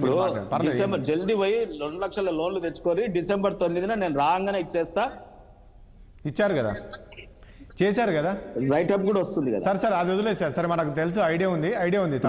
అట్లా అన్ని కమిట్మెంట్స్ ఎప్పుడు మొదటి క్యాబినెట్ లో ఏమి ఇస్తాం, తర్వాత వారి రాహుల్ గాంధీ గారు మొదటి సంతకాలు ఏం పెడతాం, ఇవన్నీ కూడా చెప్పినారు. రెండోది, ప్రతిపక్షం మేము అడుగుతున్నాం అప్పుడే టైం ఇయ్యరా అంటున్నారు. మేము అడుగుతున్నది ఏంటిది? మేము అడుగుతున్నది ఇప్పుడే అన్ని వాళ్ళు ప్రకటించని చేయమని కాదు కదా. ప్రాజెక్ట్ రైతు బంధు, ఈ పెన్షన్, ఇవి తొందరగా చెయ్యండి. ఇది ఆల్రెడీ డాటా మీ దగ్గర ఉంది. రైతులు ఏమో యాసంగి పంటలు వేస్తా ఉన్నారు, రైతుల దగ్గరికి పోవాల్సిన పరిస్థితి, షావుకార్ల చుట్టూ తిరగాల్సిన పరిస్థితి. రైతులకు డబ్బులు పడలేదంటే దాని పాపం మీరే అండి. నిజం చెప్తున్నా, ఆ రోజు ఎన్నికల ముందు మీ మంత్రి అప్పట్లో ఉన్న మంత్రి మాట్లాడకపోయింటే ఈ రోజు రైతులకు అందరికి డబ్బులు పడేది. ఆ రోజు నిజం చెప్పాలంటే మంత్రి మాట్లాడక ముందు లెటర్లు ఎట్లా ఇచ్చినారంటే అయిపోయింది. తర్వాత తీసుకున్నారు, ఈసీ నిర్ణయం తీసుకున్నారు, డబ్బులు ఇవ్వాలన్నారు. ఆ నెక్స్ట్ డే డబ్బులు పడితే రైతులు అందరూ అనుకున్నారు సరే డబ్బులు పడుతున్నాయి అనుకున్నారు. మీరు మాట్లాడిన కామెంట్స్ ఈ రోజు ఎందుకు సరే మీరు ఇవ్వండి అని చెప్పి ఎన్నికల కమిషన్ మళ్ళీ లెటర్ ఇస్తే ఇచ్చేస్తుండే. సరే వచ్చిన తర్వాత ఇవ్వచ్చు కదా. సరే మేము ఆ రోజు ఇవ్వలే, మా మాటకు ఆపేసిరు. ఇప్పుడు నెల అయింది కదా, మరి ఆ డబ్బులు ఇవ్వచ్చు కదా. ఆల్రెడీ మేము తయారు చేసి పెట్టినాం కదా. ఎవరొద్దన్న డాటా కూడా ఉంది కదా, డైరెక్ట్ నేరుగా లబ్ధిదారులకు వేరు. నేను ఇంతకుముందు అన్నట్లు ఈ రోజు మీరు పదే టైం ఇయ్యరా అంటే మేము దేనికి అడుగుతున్నాం టైము? మేమేమో ఇప్పుడే మేము కట్టినట్టు సెక్రటరేట్ కట్టండి, మేము కట్టినట్టు యాదాద్రి నిర్మాణం చేయండి, మేము కట్టినట్టు 33 జిల్లాల కలెక్టర్ ఆఫీసులు కట్టండి, మేము తొందరగా పెట్టలేం కదా. కల్వాట్లు కట్టండి, ఫ్లైఓవర్లు కట్టండి, కాళేశ్వరం మొత్తం కుంగలే అన్న. 1-2 కాళ్ళు మీకు ఇదైనాయి అంతే. 1-2 పియర్స్ కి మీరు అట్లా మాట్లాడితే ఎట్లా? దాన్ని టెక్నాలజీ లేదా? అది జరిగినటువంటి పొరపాటును సరిదిద్దే టెక్నాలజీ ప్రపంచంలో లేదా? ఇంజనీరింగ్ చేస్తారు అది. ఇప్పుడు అది ఒకసారి అయ్యింది, దాంట్లో ఏం చేయాలన్నా 3 కోణాలు జరగాలి. ఒకటి కాంట్రాక్టర్ తప్పిదమా, లేదా ఎగ్జిక్యూట్ చేసినటువంటి అధికారుల తప్పిదమా, ఇంజనీర్స్ ఉంటారు కదా, సైట్ ఇంజనీర్స్, వాళ్ళ తప్పిదమా? ముఖ్యమంత్రి గారు చూడరు కదా దగ్గరికి పోయి రోజు. ఇప్పుడు నువ్వు ఇల్లు కడితే కూడా రోజు పోయి చూడవు కదా, అక్కడ మేస్త్రియో ఇంజనీరో రోజు నిరంతరం ఉండదు కదా. ముఖ్యమంత్రి గారు ఒక నిర్ణయం తీసుకున్నారు, కట్టిరు, ఆడ సిమెంట్ తక్కువ కలిపిరా, ఇంకోటైందా కాదు. ఇక్కడ ఒక పాయింట్, ఒక నిమిషము తాడూరి గారు ఒక విషయం మీరు ఏమన్నారు, ఆ రోజుల్లో కాళేశ్వరం పైన అవినీతి జరిగింది, సో అది ఆ పిల్లలు కుంగినాయంటే మీరు ఏం సమాధానం చెప్పారు అక్కడ అరిష్టం అంటే ఇది ఎల్ఎన్టీకి సంబంధం లేదు అయిపోయింది అని మీరు చెప్పారు, ఆ మెయింటెనెన్స్ సంబంధం లేదు ఒక సంబంధం, కానీ మీరే దాని మరమ్మతులకు 500 కోట్లు కేటాయించారు అక్కడ. గుర్తుపెట్టుకో, ఇది ఎల్ఎన్టీ గుర్తుపెట్టు 500 కోట్లు కేటాయించారు, 180 కోట్లు ఖర్చు కూడా చేశారు. కాగ్ రిపోర్ట్లో పంపులకి అది మోటార్స్ కాలిపోయిన దానికి 180 కోట్లు ఖర్చు కూడా చేశారు. పంప్ హౌస్ మునిగిన వాటర్ వచ్చినప్పుడు. సో ఇప్పుడు ఇవి ఏవైనా అండి ఎక్స్పర్ట్ ఒపీనియన్ చేయాల్సినట్టు సార్ అవన్నీ ఓకే. నేనేమంటానంటే ఒక విషయం తాడూరి గారు, సరే అదంతా ఓకే, అది నేనేమంటారు, రేపు జరిగే పార్లమెంట్ ఎన్నికల్లో ఇది పూర్తిగా డ్యామేజ్ అయ్యే అవకాశం ఉంది కదా పార్టీకి. అస్సలు కాదండి, అసలు కేసీఆర్ గారు లేని తెలంగాణను ఊహించుకోలేకపోతున్నారు. మళ్ళీ మాకు భారీ మెజార్టీ ఇస్తారు. చెప్పండి తప్పకుండా. ఎందుకు అంటే ఒక్క నిమిషం ఆచారం, ఒక్క నిమిషం నేను కంప్లీట్ చేస్తాను.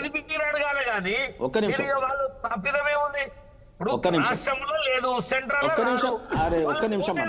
ఒక్క నిమిషం రాజేష్ గారు, నేను ఒకటి చెప్పి కంక్లూడ్ చేస్తాను, ఇది చాలా సావధానంగా వినండి. నేనేమంటున్నంటే ఈరోజు పార్లమెంటులో ఎవరు మాట్లాడతారు, ఏ ప్రాంతం సంబంధించిన సమస్యలు అవి చర్చింపబడతాయి. వాటికి ఉపయోగంగా మనం పార్లమెంట్ ఎంపీలు గణనీయ సంఖ్యలో ఉంటే గనక మన తెలంగాణ ప్రయోజనాలు కాపాడబడతాయి.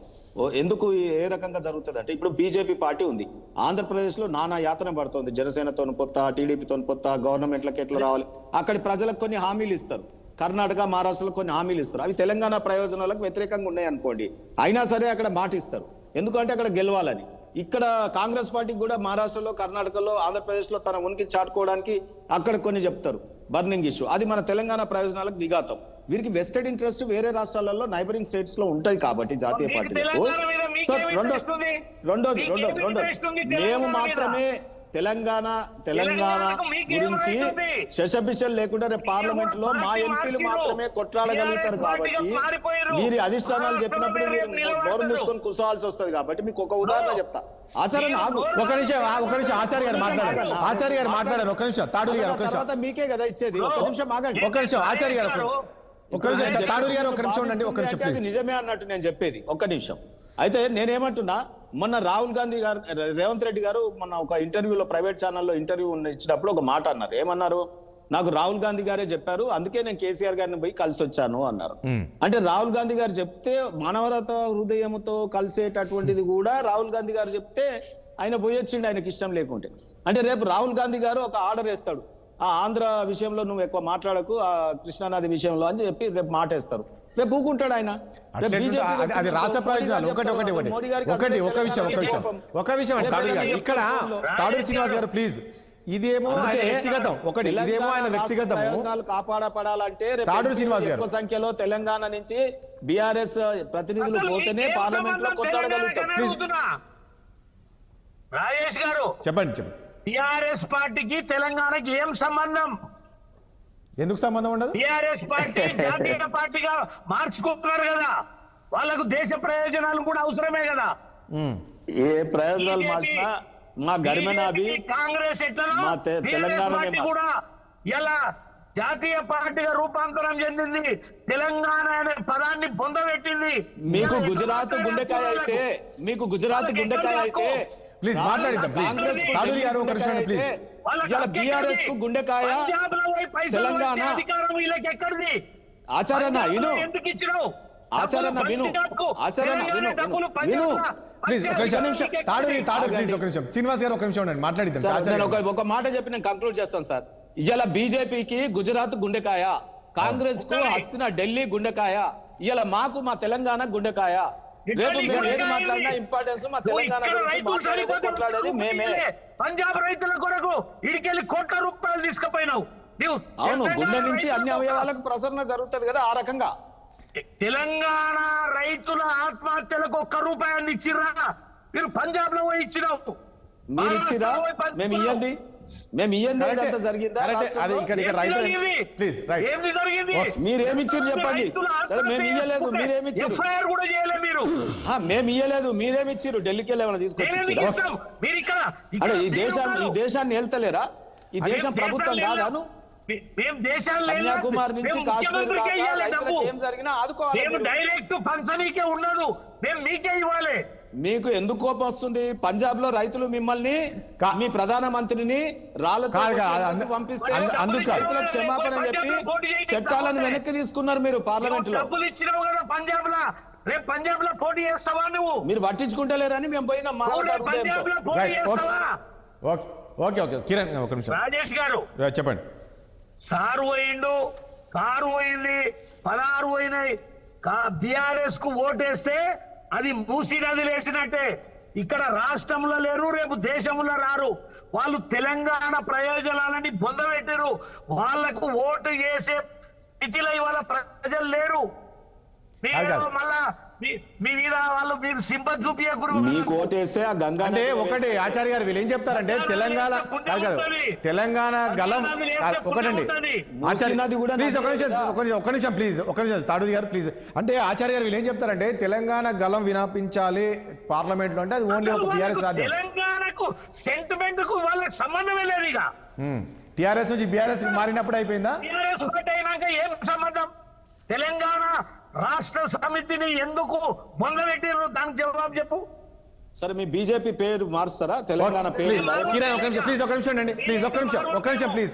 ఆచార్య గారు ఏం చెప్తారు మీరు చరణ్ గారు? ఇప్పుడు వాస్తవాల గురించి చర్చ జరుగుతూ ఉంది. అరే విజిలెన్స్ దాడులు జరుగుతుంది ఎంత ఏదుగో మొత్తం పోయి జాతీయ స్థాయిలో అది ఇది తీసుకొచ్చి రాహుల్ గాంధీ గారు కలవంటే కలిసి రాహుల్ గాంధీ గారు కూడా చెప్పినని చెప్పిండు. నేను రాహుల్ గాంధీ గారు కూడా చెప్పిరు కలవని చెప్పి, అంటే తనకు ఉన్నది తను చెప్పినని చెప్తే ఇక ఏకంగా ఇక తెలంగాణ అంటే టీఆర్ఎస్ పార్టీ అని చెప్పే ప్రయత్నం. మరి మహారాష్ట్రలో ఎందుకు శాఖ పెట్టారు? రద్దు చేసుకోండి. మరి మహారాష్ట్ర ఎందుకు, బీహార్లో ఎందుకు, మన ఆంధ్రప్రదేశ్లో ఎందుకు శాఖ పెట్టారు? రెండు రద్దు చేసుకొని తెలంగాణలో పోటీ చేయండి. బీఆర్ఎస్ పార్టీ టీఆర్ఎస్ పార్టీ మార్చుకోండి. మేమేమో వద్దంటలేము. ఎవరైనా వద్దన్నారా? ఇప్పుడే ఉన్నా టీఆర్ఎస్ పార్టీని ఏమన్నా బీఆర్ఎస్ పార్టీని ఎన్నికల కోసం ఇవన్నీ బయట పెడతారు. ఎన్నికల కోసం కాదు, అరే ప్రజలకు ప్రజారంజకమైన పాలన అందించాలా. కాళేశ్వరం నువ్వు 1,02,000 కోట్ల రూపాయలు ఖర్చు పెట్టి కాళేశ్వరం ద్వారా ఏం సాధించడం చెప్పే విషయం ఏం సాధించి తెలవాలి కదా. మేము కట్టిన శ్రీపాద ఎల్లంపల్లి ప్రాజెక్టు మూలంగా ఆ కాలువలు పూర్తి కావడంతో ప్రధానంగా కాళేశ్వరం నుంచి వాటర్ వస్తుంది. అదే కాళేశ్వరం వాటర్ అని చెప్పే ప్రయత్నం మీరు చేసిరు. అసలు ఎన్ని టీఎంసీలు ఎత్తిపోసిరో చెప్పని చెప్పి అసెంబ్లీ సాక్షి కడితే ఏనాడు కూడా సమాధానం చెప్పలేదు. మేము చాలా స్పష్టంగా మేము నిర్వహించిన 3 రోజుల అసెంబ్లీ సమావేశాల్లో ప్రతిపక్షాలకు మాట్లాడడానికి అవకాశం ఇచ్చినాం. వారు అడిగే ప్రశ్నలు మేము సమాధానం కూడా చెప్పినాం. వాళ్ళని బయటికి కూడా మేము గంటి వేసిన పరిస్థితి లేదు. అరే మాట్లాడుతూ ఉండి ఇప్పుడు విజిలెన్స్ దాడులు జరుగుతూ ఉన్నాయి, అదే కాక జ్యుడిషియరీ ఎంక్వైరీ జరగబోతా ఉంది. ఏకంగా భారతీయ జనతా ఎంతసేపు సిబిఐ. మరి ఎందుకు వెళ్ళే గతంలో మేము ఆనాడు ప్రతిపక్షంలో ఉన్నాం, మాకు అధికారం లేదు కాబట్టి మీరు సిబిఐ విచారణ కోరినాం. మరి మీరు రాష్ట్ర ప్రభుత్వం ఒప్పుకోలేదని చెప్పారు. కరెక్టే. మీరు కోర్టుకు పోయామన్నా, కోర్టుకు పోయిరా? కోర్టుకు పోయి కోర్టును ఒప్పించాలి కదా. మీరు కోర్టుకు పోలేదు, కనీసం సిబిఐ దాడి చేయని చెప్పి చెప్పలేదు. అదే కాకుండా సిబిఐ కావచ్చు, ఈడీ కావచ్చు, income tax Bharatiya Janata party జేబు సంస్థలుగా ఉన్నాయి కాబట్టి తెలంగాణ రాష్ట్రంలో మేమే అధికారంలో ఉన్నాం కాబట్టి మీ ఇక్కడ జ్యుడిషియరీ ఎంక్వైరీ చేస్తూ ఉన్నాం. జ్యుడిషియరీ ఎంక్వైరీ చేసి వాస్తవ విషయాలు బయటపెట్టి దాంట్లో ఏమన్నా వాస్తవ ఏ ప్రభుత్వం గత ప్రభుత్వం తప్పు చేసిందా లేదా తప్పు చేసినటువంటి బాధ్యత చర్యలు తీసుకునే మేము సిద్ధంగా ఉన్నాం. అసలు మెయింటెనెన్స్ లోపం వచ్చిందా, డిజైన్ లోపం వచ్చిందా, లేకపోతే ప్రాజెక్ట్ మొత్తమే తీయాల్సి వస్తుందా, లేదా వాస్తవ విషయాలన్నీ బయటకు ప్రజలు చెప్పాలని చెప్పి ప్రభుత్వం భావిస్తూ ఉంది. దానిలో భాగంగా మేము శ్వేతపత్రం రిలీజ్ చేసినాం. మేము వాస్తవ విషయాలు ఎప్పటికప్పుడు ఒక ప్రోగ్రెస్ కార్డు, ఒక వ్యక్తి ఒక స్టూడెంట్ 2nd క్లాస్ అయిపోయి 3rd క్లాస్ పోయేటప్పుడు 1st క్లాస్లో పాస్ అయిందా, డిస్టింక్షన్లో పాస్ అయిందా, ఫెయిల్ అయిందా అనే విషయాన్ని గత ప్రభుత్వం చేసినటువంటి దాని మీద మేము శ్వేతపత్రం ప్రతి శాఖలో ఈ రకంగా అవినీతి జరిగింది, సో మొత్తాన్ని రాష్ట్రాన్ని అప్పుల పాలు చేసింది అని చెప్పేసి మీరు చెప్పే ప్రయత్నం చేసి మీరు ఇచ్చే హామీలు ఏవైతే ఇంతకుముందు ఇచ్చిన మేనిఫెస్టో పెట్టిన హామీలన్నీ కూడా ఆలస్యం చేసే అవకాశం ఉంటుందా? చూడు రాష్ట్రాన్ని ఈ రకంగా అప్పుల పాలు చేశారు, మేము కాస్త సమయం ఇవ్వండి మాకు ఈ పథకాలు అమలు చేయాలనడానికి అని చెప్పే ప్రయత్నం చేస్తారా రాబోయే రోజు? మేము 100 రోజులలో చేస్తానని చెప్పినాం. పార్లమెంట్ ఎలక్షన్ కోడ్ వస్తూ ఉందని చెప్పేసి 6 గ్యారెంటీకి సంబంధించిన అప్లికేషన్ తీసుకొని స్క్రీనింగ్ జరుగుతూ ఉంది. దానికి ఒక వెబ్సైట్ ఏర్పాటు చేసుకొని దాంతో టెండర్లు ఆల్రెడీ పిలవడం జరిగింది. స్క్రీనింగ్ చేసిన తర్వాత ఎలిజిబుల్ గైడ్ లైన్స్ కూడా అప్పుడు వస్తాయి. దాని తర్వాత ఇవన్నీ చేసే వరకు ఎలక్షన్ కోడ్ వస్తుంది కదా. ఎలక్షన్ కోడ్ అది మా చేతులు లేదు కదా. మరి భారతీయ జనతా పార్టీ ఆపమని చెప్పండి. మీరు భారతీయ జనతా పార్టీ కేంద్రంలో ఉంది అధికారం. ఆల్రెడీ ప్రభుత్వం దగ్గర డాటా ఉంటుంది కదా ప్రధానికి సంబంధించి. ఇప్పుడు గతంలో మీరు చూడండి 12 లక్షల వైట్ రేషన్ కార్డు తీసేసారు గత ప్రభుత్వం. వాళ్ళు వచ్చిన తర్వాత ఒక వైట్ రేషన్ కార్డు ఇవ్వలే, ఒక కొత్త పెన్షన్ ఇవ్వలే. ఇవన్నీ సెటిలైట్ జరుగుతూ ఉంది మొత్తం. వాస్తవం రేషన్ కార్డులు ఉంటాయి, మీరు కొత్త వాళ్ళని తీసుకోండి మళ్ళీ స్టార్టింగ్ నుంచి ఎందుకు? ఇప్పుడు కొత్త వాళ్ళ కాదు, ఇప్పుడు మీరు చూసిన నిరంతర ప్రక్రియ రేషన్ కార్డు అనేది, పెన్షన్ అనేది ఎప్పుడైనా అప్లై చేసుకోవచ్చు. ఎంబీడీఓ ఆఫీసులో కావచ్చు, ఎంఆర్ఓ ఆఫీసులో కావచ్చు, మున్సిపల్ ఆఫీసులలో ఎప్పుడైనా అప్లై చేసుకోవచ్చు అని చెప్పింది. మేము ఈ 10 రోజులు యుద్ధ ప్రాతిపదికన తీసుకొని అధికారులే గ్రామాలకు వెళ్ళి తీసుకోవడం జరిగింది. తర్వాత కూడా కంటిన్యూ ఉంటుందని చెప్పేసి ఆల్రెడీ ముఖ్యమంత్రి గారు చాలా స్పష్టంగా చెప్పిండు. దానిలో బాగా ప్రభుత్వం చిత్తశుద్ధితో ముందుకు పోతా. గత ప్రభుత్వం లాగా ఉండదు, మాది ప్రజా ప్రభుత్వం. మీడియా యథేచ్ఛ వార్తలు రాయాలా, ప్రసార మాధ్యమ వార్తలు రాయొద్దని చెప్పి మేము కాంగ్రెస్ పార్టీ కోరుకోవడం లేదు. సెక్రటరీకి వచ్చి ఏమైనా సమస్యలు చెప్పుకోవచ్చు, అదే ప్రజావాణిలో వాస్తవ విషయాలు ఏమైనా నష్టం జరిగినప్పుడు చెప్పుకోవచ్చు. మీరు దరఖాస్తులు ఇస్తున్నారు, ఆ దరఖాస్తులు ఎప్పుడు స్క్రూటినీ చేయాలా, ఎప్పుడు కంప్యూటర్లకి ఎక్కాలి? ఆల్రెడీ నిన్న ఒకసారి ఇవి జరిగిపోయినాయి. నిన్నేమో ఒకటి బాగా ట్రోల్ అవుతుంది, ఇక్కడ ఆటోలో బైక్ మీద పోతుంటే ఇవన్నీ బాగా వాళ్ళు ఇప్పుడు ట్రోల్ చేస్తున్నారు. తీసుకొచ్చే క్రమంలో ఒకటో అర తప్పులు జరిగితే దాన్ని భూతద్దంలో పెట్టి చూపించే ప్రయత్నం వారు చేస్తా ఉన్నారు. వాళ్ళే సోషల్ ఫ్రస్ట్రేషన్ ఉండి చేస్తున్నారు. అంటే వాళ్ళు ఎంతసేపు ఏంటంటే మేము ప్రజారాజ్యం కాంగ్రెస్ పార్టీ ఇంత అద్భుతమైన పాలన అందిస్తుందా మేము అనుకోలేదు, వాళ్ళు కొట్టుకుంటారు అనుకున్నాం. వాళ్ళు వస్తే హైదరాబాద్ అభివృద్ధి అంటుపడతారని చెప్పే ప్రయత్నం వారు చేసిరు. దానిలో భాగంగా మాకు హైదరాబాద్ సీట్ దాకా వచ్చినాయి. మీరు హైదరాబాద్ గ్రేటర్ హైదరాబాద్ తీసేస్తే మీరు రాష్ట్ర వ్యాప్తంగా 8% ఓట్లు అధికంగా వచ్చినాయి. మాకు ఓన్లీ హైదరాబాద్ రంగారెడ్డి పరిధిలో 7 లక్షల ఓట్లతోటి మేము దాదాపు 16 స్థానాలు ఓడిపోయినాం. కాబట్టి ఖచ్చితంగా ఆనాడు ఉన్నటువంటి పరిస్థితుల్లో భాగంగా 90 స్థానాలు తక్కువ కాకుండా కాంగ్రెస్ పార్టీ గెలిచే అవకాశం ఉండే. కానీ కొన్ని ప్రత్యేక పరిస్థితుల మూలంగా వాళ్ళు హైదరాబాద్లో ఉండేసి ప్రాపగండా క్రియేట్ చేస్తూ కాంగ్రెస్ పార్టీ వస్తే మత కల్లోలు అయితే, కాంగ్రెస్ పార్టీ వస్తే అభివృద్ధి కుంటుపడుతుందని, కాంగ్రెస్ పార్టీ వస్తే ఐటీ జాబులు పోతాయని, రియల్ ఎస్టేట్ ధరలు పెరుగుతాయి తగ్గుతాయని చెప్పేసి ప్రాపగండా చేయడంతో మాకు సీట్లు ఇంకా కొన్ని తగ్గినాయి తప్ప మేము రియల్ ఎస్టేట్ ఏ విధంగా ముందు అంటే ఈరోజు బీఆర్ఎస్ శ్రేణులు ఏం ప్రచారం చేయబోతారు రేపు లోక్సభ ఎన్నికలు అంటే, మీరు ఈ 6 గ్యారెంటీలు అమలు చేయకుండా ఈ రకంగా ప్రభుత్వం పైన బురద జల్లే ప్రయత్నం చేస్తుంది గత ప్రభుత్వం పైన అనేది తీసుకెళ్తారు, మీకు ఇబ్బందే కదా? మీరు చూడండి బీఆర్ఎస్ పార్టీ ఏం చెప్పిందండి, 6 నెలల పాటు కాంగ్రెస్ ప్రభుత్వాన్ని ప్రశ్నించామని చెప్పారు. మరి 6 నెలలు కాకముందు 3వ రోజు నుంచే స్టార్ట్ చేశారు మా మీద. మరి మీరు మాట తప్పారు కదా, మీదేంది, మీరు మాట తప్పినట్టే కదా. మీరు ఎంపీ ఎలక్షన్లు వస్తున్నాయి కాబట్టి పార్లమెంట్ స్థానాలు ఏ విధంగా గెలవాలా దాంట్లో ఉనికి చాడుకోపోతే బీఆర్ఎస్ పార్టీ 2గా జీలిపోయే అవకాశం ఉంది. బీఆర్ఎస్ పార్టీ తెలంగాణ రాష్ట్రం కనుమరుగయ్యే అవకాశం ఉంది. కాబట్టి పార్లమెంట్ స్థానాలు కొన్ని స్థానాలు గెలవాలనే ఉద్దేశంతో కాంగ్రెస్ పార్టీ విమర్శలు చేస్తూ ఉన్నారు తప్ప ప్రజలు ఎవరు కూడా కాంగ్రెస్ పార్టీని విశ్వాసంలో తీసుకోకుండా లేరు. ఎందుకంటే మేము చూడండి రుణమాఫీ సంబంధించి కూడా రుణ విముక్తి కమిషన్ ఏర్పాటు చేసి బ్యాంకులకు ఆ కమిషన్ ద్వారా గ్యారంటీ ఇచ్చి ప్రతి నెల పైసలు చెల్లించాలని చెప్పి ప్రభుత్వం భావిస్తూ ఉంది. ఇప్పటివరకు మహిళలు 8 కోట్ల మంది మహిళలు బస్సులో ప్రయాణం చేశారు. ప్రతి నెల 250 కోట్ల రూపాయలు ప్రభుత్వం రియంబర్స్మెంట్ చేస్తూ ఉంది. ఆర్టీసీకి 66% ఉన్న ఆక్యుపెన్సీ రేట్ 88% పోయింది. వేణుగోపాల్ రెడ్డి గారు, అంటే నేను ఇంతకుముందు ఇప్పుడు చెప్తున్నట్లు అంటే బీఆర్ఎస్ శ్రేణులు అంటే 2-3 రోజే విమర్శలు చేయడము ప్రభుత్వం పైన, అంటే ఇదంతా ఒక ఫ్రస్ట్రేషన్కి ఏమైనా లోన్ అవుతున్నారా? అధికారం పోయింది అనే ఒక దాంతో ఆ ఫ్రస్ట్రేషన్ తోటి ఈ రకంగా విమర్శలు చేస్తున్నారు అనుకోవాలా, లేక ప్రభుత్వానికి గుర్తు చేస్తున్నాము ఈ అమలు చేయండి గుర్తు చేస్తున్నారు అనుకోవచ్చా? రాజేష్ గారు, ఎప్పుడైనా సరే పార్టీలకు అధికార పక్షంలో ఉన్నటువంటి వాళ్లకు మాట్లాడేదానికంటే చెప్పేదానికంటే చెప్పుకునేదానికంటే కూడా ప్రతిపక్షంలో ఉన్నటువంటి వాళ్ళకు ఒక అడ్వాంటేజ్ ఉంటుంది. అంటే ప్రజలను ఓన్ చేసుకోవడం కానీ, ప్రజల తరపున మాట్లాడుతున్నాం, ప్రజల అభిప్రాయం అని చెప్పేటటువంటి క్రమంలో వాళ్ళని ఓన్ చేసుకోవడానికి ఇలాంటివి వస్తూ ఉంటాయి. వీటన్నిటికి మించి మనం ఇక్కడ చూస్తే ఒకటి రాజేష్ గారు, క్లియర్గా మనకు కనపడుతున్నటువంటిది తెలంగాణలో బాగా అభివృద్ధి జరిగింది, సంక్షేమం బాగా కొనసాగుతుంది అని ఏదైతే ప్రజల్లోకి వెళ్ళిందో దాన్ని పక్కన పెడుతూ వాటిని పట్టించుకోకుండా ఇవాళ మార్పు అనేటటువంటి రాష్ట్రంలో ప్రభుత్వం మార్పు అనేది జరిగింది. అవినీతి జరిగిందని ఈరోజు అధికారంలోకి వచ్చినటువంటి కాంగ్రెస్ పార్టీ ఎంత మొత్తుకున్నా, ఎంత ప్రజలకు తీసుకెళ్లాలని ప్రయత్నం చేసినా వాటిని పక్కన పెట్టి రేపొద్దున వీళ్ళు ఇచ్చినటువంటి మాటలకు హామీలకు కట్టుబడి ఉన్నారా లేదా, ప్రజలుగా ఒక సామాన్య ఓటర్గా పేదవారుగా వాళ్ళు ఉండేటటువంటిది ఈ అవినీతి ఎవరేం తిన్నారు ఏం జరిగిందని వాళ్ళు పట్టించుకోరండి. ఓటేసే క్రమంలో నాకు సంక్షేమం అందిందా, నాకు పైసలు అందినాయా, నాకు పెన్షన్ పెరిగిందా, నాకు రైతు బీమా రైతు బంధు లాంటివి వస్తున్నాయా, వీళ్ళు చెప్పిన రైతు భరోసా వస్తుందా, నిరుద్యోగులకు సంబంధించి 2 లక్షలకు సంబంధించిన ఉద్యోగాలకు సంబంధించి అని చెప్పారు. ఆ ప్రాసెస్ కనీసం ఒక 10,000 ఉద్యోగాలకు ఏమైనా నోటిఫికేషన్ వచ్చిందా రాలేదా, దీన్ని కదా అబ్జర్వ్ చేసేటటువంటి పరిస్థితి ఉంటుంది. కాబట్టి కాంగ్రెస్ మిత్రులు కూడా ఇక్కడ ఉన్నారు కాబట్టి ఈ ఆరోపణలు ఇవన్నీ ఎందుకు రెండింటిని మనం పోలుస్తూ ఉన్నాము. తెలంగాణ మొత్తం బంగారు తెలంగాణ అయిపోయింది, లేకపోతే అభివృద్ధి జరిగిందని చెప్పి నాడున్న ప్రభుత్వం చెప్పుకున్న సంక్షేమం వాస్తవానికి గతంలో కంటే బాగా ప్రజల్లోకి అందినా, వాళ్ళకు ప్రజలకు వెళ్ళినా వాటిని పక్కన పెట్టి కదా మార్పు కోరుకున్నారు. కాబట్టి ఈరోజు కాంగ్రెస్ పార్టీ ఇంకేదో ఈరోజు అవినీతికి సంబంధించినటువంటి చెప్తున్నంత మాత్రాన జరిగిపోతుంది అనుకోవడానికి లేదు. అదే సమయంలో మీరు కూడా పదే చెప్తున్నారు 2 గ్యారంటీలు అమలు చేశారు, 2 గ్యారంటీలు అమలు చేశారు. 6 గ్యారంటీలో ఉన్న 13 అంశాల్లో 2 అంశాలను వీళ్ళు టేకప్ చేశారు. వీటిలో ఇప్పటికిప్పుడు ఆర్థికపరమైనటువంటి భారం మొదటి రోజు నుంచి మొదటి నెల నుంచి పడే అవకాశం లేదు. వీళ్ళు ఆర్టీసీకి చెల్లించామని సోదరుడు కౌశిక్ గారు చెప్పారు కాబట్టి 250 కోట్లని దాన్ని సబ్జెక్టు కరెక్షన్ చెల్లించారా, చెల్లిస్తామని చెప్పారా, చెల్లించబోతున్నారా పక్కన పెడితే ఆరోగ్యశ్రీకి సంబంధించినటువంటిది ఈరోజు ఉన్నటువంటి పరిస్థితుల్లో ఆరోగ్యశ్రీకి సంబంధించి గతంలో కూడా ఆర్గన్ ట్రాన్స్ప్లాంట్స్ మీకు తెలియని విషయం కాదు, ఒక 7 నుంచి 9 సపరేట్గా ఉండేటటువంటి ఆర్గన్ ట్రాన్స్ప్లాంటేషన్ కేసుల్లో 11-11.5 లక్షల వరకు కూడా రియంబర్ చేస్తామని చెప్పి నాడున్నటువంటి ప్రభుత్వం చెప్పింది. వీళ్ళు 10 లక్షలకు పెంచినట్టుగా జీవో కానీ లేకపోతే దాన్ని వాడుకున్నటువంటి వాళ్ళు కానీ హాస్పిటల్లో చికిత్స పొందితే వాళ్ళకి చెల్లించినటువంటి ఆరోగ్యశ్రీ ట్రస్ట్ వాళ్ళు చెల్లించినటువంటిది కానీ ఇక్కడ కనిపించట్లేదు. అంటే ఇక్కడ 13 అంశాలు మనం దృష్టిలో పెట్టుకోవాలి. 2 గ్యారంటీలు అయిపోయాయి అనేటటువంటిది కాదు. కాబట్టి ఈ అన్ని అంశాలకు సంబంధించి అదే సమయంలో సంపద సృష్టి అనేటటువంటిది కాంగ్రెస్ ముఖ్యంగా డిప్యూటీ సీఎంగా ఉన్నటువంటి భట్టి విక్రమార్క గారు పదే మేము తెలంగాణలో వనరులు ఉన్నాయి, సంపద సృష్టించబోతా ఉన్నాము, ఆ సంపదను ప్రజలకు పంచిపెడతామని చెప్పి పదే చెప్పారు. దానికోసం వీళ్ళ దగ్గర ఉన్నటువంటి ప్రణాళికలు ఏంటి, సంపద ఏ విధంగా సృష్టిస్తారు, ప్రభుత్వానికి సృష్టించుకుంటారా లేకపోతే ప్రజలు సృష్టించుకునేటటువంటి విధంగా ఆర్థిక వనరులను ప్రజల్లోకి అందుబాటులోకి తెస్తారా, ఈ అంశాలపైన దృష్టి పెట్టాలి. కానీ ఇప్పుడు వాళ్ళు తప్పులు చేశారో చేయలేదని పక్కన పెడితే ప్రజలు తప్పు జరిగిందని వాళ్ళని పక్కన పెట్టారు కదండి, ఇంట్లో కూర్చోబెట్టారు కదా.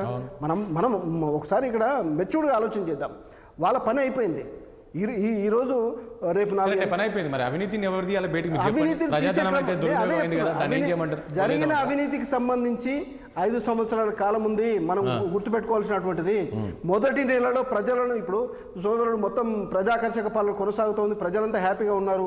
నిజంగా ఈరోజు నెల రోజులు ప్రజలు హ్యాపీగా ఉన్నటువంటి పరిస్థితి ఉండగలిగే విధంగా వీళ్ళు చేసినటువంటిది ఏమైనా ఉంది అక్కడ తీసుకెళ్ళినటువంటిది లేదు, కనిపించట్లేదు. మనము మసిపూసి మారేడుగా చేయడం తప్పితే కనిపించట్లేదు. ఆరోపణలు కూడా నేను మళ్ళీ చెప్తా ఉన్నాను. చేసినటువంటి ఆరోపణలు ఎవరైతే ప్రభుత్వ సొమ్మును ప్రజల సొమ్మును తిన్నారో వాటిని రికవరీ చేసే మెకానిజాన్ని కూడా తీసుకురండి.